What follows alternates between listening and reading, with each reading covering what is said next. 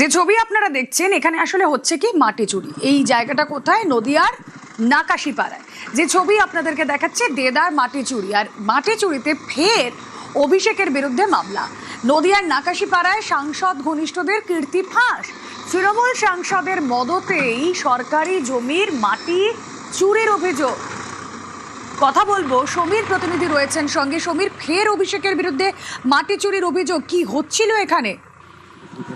দেখো, নাকাশিপাড়ার বামনডাঙ্গা এলাকায় প্রায় 1100 বিঘা জমি ছিল, যে জমিটা খৈতান কোম্পানির লিজ নেওয়া ছিল 2020 সাল পর্যন্ত, এবং সেটা সুগার মিলের জন্য লিজ নেওয়া ছিল। কিন্তু 2008 সাল নাগাদ সেই কোম্পানি বন্ধ হয়ে যায় এবং এতদিন পর্যন্ত সেই জমি পরিত্যক্ত অবস্থায় পড়েছিল। 20 সালে লিজ শেষ হয়ে যাওয়ার পর থেকে কিন্তু স্থানীয় তৃণমূল আশ্রিত দুষ্কৃতী শাহজাহান তার নেতৃত্বে এই এলাকায় 1100 বিঘা জমির মাটি কেটে বিক্রি করা হয় এবং যে গাছগুলো ছিল সেগুলো কেটে বিক্রি করা হয়। এবং স্থানীয় লোকজন যখন প্রতিবাদ বা প্রতিরোধ করার চেষ্টা করেন, তিনি জানান অভিষেক বন্দ্যোপাধ্যায় আছে, আমাদের কিছু করতে পারবে না। এবং পরবর্তীকালে থানায় অভিযোগ জানালেও পুলিশ কোনো ব্যবস্থা গ্রহণ করেনি, তা প্রশাসনিক কোনো আধিকারিক কিন্তু ব্যবস্থা গ্রহণ করেনি। বরঞ্চ ওই এলাকার সাধারণ নিরীহ মানুষের উপর অত্যাচার করত এই শাহজাহান বাহিনী এবং নারীদেরও তিনি নিষিদ্ধ করা হতো। এবং এখন ক্ষমতায় পরিবর্তনের পর, অর্থাৎ বিজেপি সরকার ক্ষমতায় আসার পর সাধারণ মানুষ মুখ খুলতে শুরু করেছে। এবং গতকালই অভিষেক বন্দ্যোপাধ্যায় সহ 11 জনের বিরুদ্ধে কৃষক জেলা আদালতে মামলা করা হয়েছে এবং আদালতও কিন্তু নির্দেশ দিল তদন্তের। দুবেলা আমি রুমেলা ছিলাম তোমার সঙ্গে, ধন্যবাদ। দীর্ঘদিন ধরে এসিডাব্লিউর যে বৈতানের যে জায়গাটা ছিল বামনডাঙ্গা মুজার মধ্যে, সেই জায়গাটা সরকারি জায়গা। সেই জায়গাটার উপরে 10 জন ব্যক্তি এরা মাটি কেটে খনন করা হয়। 30 ফুট ডিপ করে মোটামুটি 450 বিঘা সেই জায়গা নষ্ট করে ফেলে। সরকারি জায়গা গাছ কেটে পুকুর করে, মানে সমুদ্র করে রেখে দিয়েছে। হাজার হাজার কোটি কোটি টাকার খেলা হয়েছে এখানে। এর জন্য আমরা থানায় বহু রকমভাবে আইসি সাহেবের কাছে অভিযোগ লিখে আমরা জমা দিয়েছি, কোনো স্টেপ নেয়নি। এমনকি বহু জায়গায় গিয়েছি, বহু জায়গায় ঘুরেছি, তারা কোনো সহযোগিতা আমাদের করেনি। এখন বর্তমানে আমরা কোর্টে এসে আমরা এই মামলা দায়ের করেছি। নাকাশিপাড়া 24 নম্বর মৌজার অন্তর্গত ন্যাশনাল হাইওয়ের পাশে বিগত দিনে ছিল NH-34, এখন NH-12। সেখানকার খৈতিন লিজকৃত ভেস্টেড সম্পত্তি 1100 বিঘা সম্পত্তির, সেই সম্পত্তির যার লিজনামা শেষ হয়ে যায় 2020 সালে। এবং লিজনামা শেষ হয়ে যাওয়ার পরেও সেখানকার 1100 বিঘের মধ্যে 450 বিঘে জমিতে অবৈধভাবে মাটি খনন করে অন্যত্র বিক্রি করা, এছাড়া হাজার হাজার সেগুন মেহগিনি গাছ, সেই সমস্ত গাছ কেটে অন্যত্র বিক্রি করা হয়েছে। মামলা করছেন নাকাশিপাড়া একজন নাগরিক। টিনার ঘরে সব্যসাচীরই সোনা। পুলিশের জিজ্ঞাসাবাদে টিনা ভৌমিক সাহার স্বীকারোক্তি। তৃণমূল নেতা সব্যসাচী দত্তকে জেরা করে পুলিশের তল্লাশি। এই বিষয়ে আরো বিস্তারিত জানাতে পারবেন অনুপ রয়েছেন সঙ্গে। অনুপ, দেখো, তৃণমূল নেতা সব্যসাচী দত্ত, তাকে ইতিমধ্যে গ্রেপ্তার করার পরবর্তী ক্ষেত্রে হেফাজতে নেওয়া হয়েছিল। একাধিক জায়গায় যখন তল্লাশি করা হয়েছিল, সেক্ষেত্রে লক্ষ্য করা যায় যে টিনা সাহা ভৌমিক, যে সব্যসাচী দত্ত ঘনিষ্ঠ, যার নদিয়ার করিমপুর এবং অন্য বাড়ি রয়েছে, এবং সেখানে যখন তল্লাশি অভিযান করা হয় সেখান থেকে 3 কেজি কিন্তু সোনা উদ্ধার করা হয়েছিল। এই মামলায় পরবর্তী ক্ষেত্রে টিনা ভৌমিক সাহা, সব্যসাচী দত্ত ঘনিষ্ঠ, তার নেত্রী, তাকে তলব করা হয় এবং তাকে যখন দীর্ঘ জিজ্ঞাসাবাদ করা হয়, সেই জিজ্ঞাসাবাদে তিনি স্বীকার করেন। এই যে জিজ্ঞাসাবাদে চাঞ্চল্যকর স্বীকারোক্তি এমনটা বলা চলে যে সোনা তার বাড়ি এবং শ্বশুরবাড়ি থেকে উদ্ধার হচ্ছে, সেই সোনা সব্যসাচী দত্তর, এমনটা দাবি করা হচ্ছে। পরবর্তী ক্ষেত্রে পুলিশ যখন তল্লাশি অভিযান করে, সেখানে কিন্তু সব্যসাচী দত্ত, তাকে জিজ্ঞাসাবাদ করা হয়েছিল। কিন্তু তখন সব্যসাচী দত্ত জানিয়েছিলেন যে এই সোনার সঙ্গে তার কোনো রকম কিন্তু সম্পর্ক নেই। কিন্তু টিনা ভৌমিক সাহা, তাকে যখন জিজ্ঞাসাবাদ করা হলো বিধাননগর পুলিশের পক্ষ থেকে, সেক্ষেত্রে তিনি জানাচ্ছেন যে জিজ্ঞাসাবাদে চাঞ্চল্যকর স্বীকারোক্তি যে সোনা 3 কেজি সোনা পাওয়া গিয়েছে তার বাড়ি এবং শ্বশুরবাড়ি থেকে। এই টিনা সাহা ভৌমিকের বাড়িতেই সব্যসাচী দত্তর এই সোনা রাখা ছিল। ইতিমধ্যেই পুলিশের পক্ষ থেকে গোটা বিষয় বয়ান খতিয়ে দেখা হচ্ছে এবং প্রয়োজনে আবারও টিনা ভৌমিক সাহা, তাকে জিজ্ঞাসাবাদ করা হবে বিধাননগর উত্তর থানা পুলিশের পক্ষ থেকে। বেশ। স্মরণ প্রধানমন্ত্রীরও। সাহিত্য সম্রাটকে মোদির শ্রদ্ধাঞ্জলি এক্সপোস্ট করেছেন প্রধানমন্ত্রী। তিনি লিখেছেন, মহান বঙ্কিমচন্দ্র চট্টোপাধ্যায়ের জয়ন্তীতে তার প্রতি শ্রদ্ধাঞ্জলি।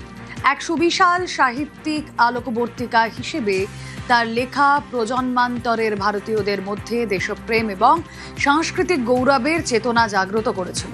তার সমৃদ্ধ সাহিত্যকর্ম মনকে উদ্ভাসিত করে এবং জাতি গঠনের প্রতি আমাদের সম্মিলিত সংকল্পকে শক্তিশালী করছে। এখন আমরা বন্দে মাতরমের 150তম বার্ষিকী উদযাপন করছি। বন্দে মাতরমের মাধ্যমে তিনি স্বাধীনতা আন্দোলন এবং আমাদের জাতিকে অন্যতম দীর্ঘস্থায়ী অনুপ্রেরণা উপহার দিয়েছিলেন। এক্সপোস্টে বঙ্কিম স্মরণ প্রধানমন্ত্রী নরেন্দ্র মোদীর।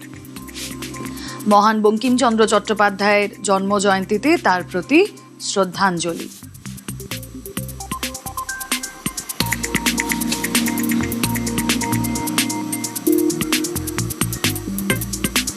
এক সুবিশাল সাহিত্যিক আলোকবর্তিকা হিসেবে তার লেখা প্রজন্মান্তরের ভারতীয়দের মধ্যে দেশপ্রেম এবং সাংস্কৃতিক গৌরবের চেতনা জাগ্রত করেছিল। তার সমৃদ্ধ সাহিত্যকর্ম মনকে উদ্ভাসিত করে চলেছে এবং জাতি গঠনের প্রতি আমাদের সম্মিলিত সংকল্পকে শক্তিশালী করছে। এক্স হ্যান্ডেলে পোস্ট করেছেন প্রধানমন্ত্রী নরেন্দ্র মোদী। সাহিত্য সম্রাটকে এভাবেই শ্রদ্ধাঞ্জলি প্রধানমন্ত্রী। বন্দে মাতরমের 150তম বার্ষিকী উদযাপন করছি, এক্স পোস্টে উল্লেখ করেছেন মোদী। বন্দে মাতরমের মাধ্যমে তিনি স্বাধীনতা আন্দোলন এবং আমাদের জাতিকে অন্যতম দীর্ঘস্থায়ী অনুপ্রেরণা দিয়েছিলেন, উপহার দিয়েছিলেন, উল্লেখ এক্স পোস্টে প্রধানমন্ত্রী।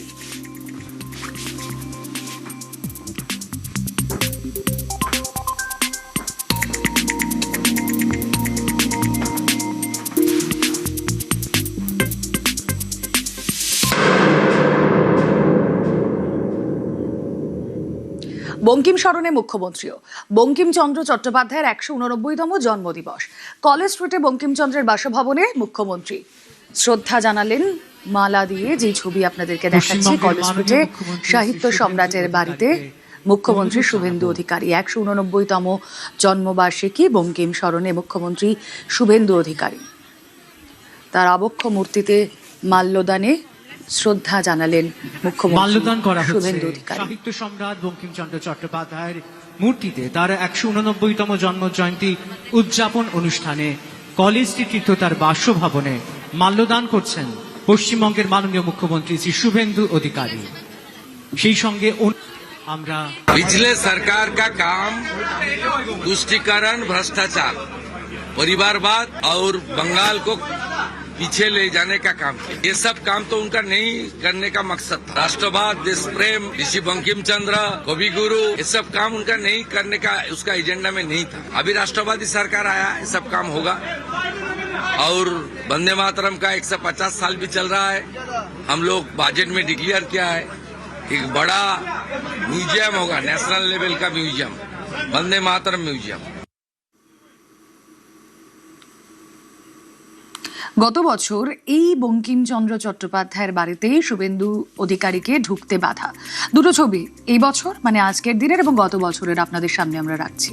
গত বছর বঙ্কিমচন্দ্রর বাড়িতে ঢুকতে গিয়ে পা কেটে যায় শুভেন্দু অধিকারীর।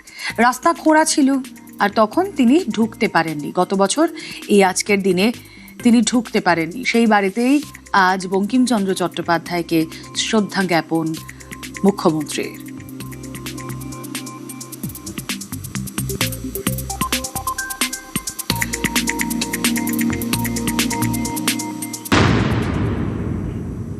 এই বাড়ির রাস্তা খুঁড়ে দিয়েছিল বন্দে মাতরমের 150 বছর।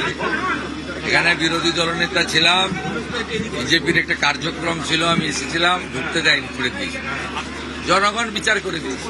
চিরদিন কাহারও সমান নাই যায়, যেমন কর্ম করবে তেমন ফল পাবে। বঙ্কিমচন্দ্র চট্টোপাধ্যায় নিজের শেষ জীবনে কলেজ স্ট্রিটের এই যে বাড়ির সামনে দাঁড়িয়ে রয়েছি, যার নাম বঙ্কিম চ্যাটার্জি স্ট্রিট, সেই বাড়িতেই কাটিয়েছেন। যদিও এই বাড়ি পরবর্তী সময়ে 2006 সালে বঙ্কিম স্মৃতি পাঠাগার হিসেবে আত্মপ্রকাশ করে। এবং শুধু তাই নয়, বঙ্কিমচন্দ্র চট্টোপাধ্যায়ের স্মৃতি বিজড়িত এই বাড়ি, সেই বাড়ি তদানীন্তন সময়ে বা প্রাক্তন রাজ্য সরকারের সময়ে তৃণমূল কংগ্রেসের আমলে ছিল জরাজীর্ণ অবস্থায়। শুধু তাই নয়, বঙ্কিমচন্দ্র চট্টোপাধ্যায়ের যে আবক্ষ মূর্তি এখানে রয়েছে, সেই আবক্ষ মূর্তিটিও ছিল অবহেলায় পড়ে। এবং 2025-এর 7ই নভেম্বর বন্দে মাতরমের সার্ধশতবর্ষ উপলক্ষে তৎকালীন বিরোধী দল বিজেপির তরফে করা হয় মিছিল। ঠনঠনিয়া কালীবাড়ি থেকে মিছিল করে বিরোধী দলনেতা তৎকালীন শুভেন্দু অধিকারী তিনি এই বাড়িতে আসেন, কিন্তু সেই বাড়িতে আসার পরেই পুলিশের তরফ থেকে বাধার মুখোমুখি পড়তে হয়।